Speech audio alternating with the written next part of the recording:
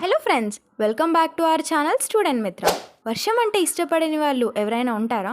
కానీ వర్షం పడేటప్పుడు కొన్నిసార్లు ఆకాశాన్ని చీల్చినట్టుగా లేక ఆకాశం విరిగి పడుతుందేమో అనిపించేంతలా పిడుగులు పడుతూ ఉంటాయి. ఈ పిడుగుల వల్ల మన కంట్రీలో రోజుకి ఎంతోమంది చనిపోతున్నారు.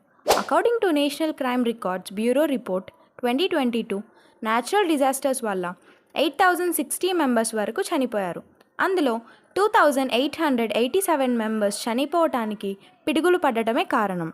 On average every second 50 to 100 lightning strikes ఎర్త్కి హిట్ అవుతున్నాయి. మిస్కన్సెప్షన్స్: అందరూ పిడుగులు పడే టైంలో చాలామంది ఏ చెట్టు కిందకో వెళ్తున్నారు. కార్లో ఉంటే పిడుగు పడొచ్చు అనే భయంతో కిందకి దిగేస్తున్నారు. కానీ what should we actually do in such situations? Don'ts.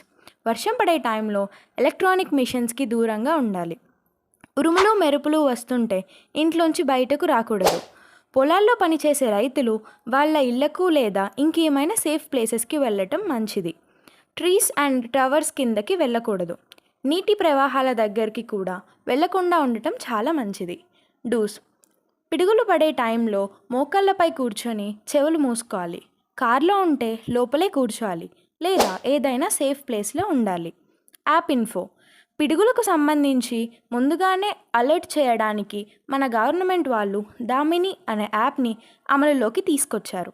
ఈ యాప్ ద్వారా మనం ఉన్న ప్రదేశంలో పిడుగు పడే అవకాశాలు ఉంటే 15 మినిట్స్ ముందుగానే తెలుసుకోవచ్చు. ఎన్నో మరణాలను ఆపడానికి ఈ యాప్ చాలా సహాయపడుతుంది. ఏదైనా చెడు జరగకముందే వాటి విషయాల్లో జాగ్రత్త పడటం చాలా మంచిది. న్యాచురల్ డిజాస్టర్స్ని మనం ఆపలేం, కానీ వాటి వల్ల మనకి ఏం కాకుండా జాగ్రత్త పడగలం. Stay safe and stay informed. Thank you.